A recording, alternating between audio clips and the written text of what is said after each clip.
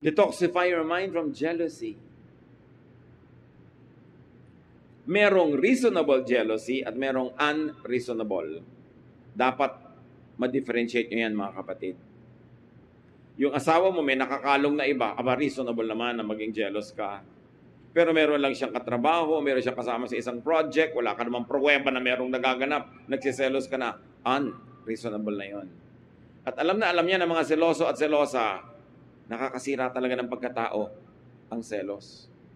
Nang aaway ka ng wala sa lugar, sumusugod ka ng mali, maraming nakakahiyang bagay na ginagawa ang tao nagsiselos. And also especially, rid your mind of envy. Because envy leads to many evil practices and heaviness of heart. Sabi nga sa Bible, out of envy, many people try to achieve. Not because they want to achieve, but they only want to outdo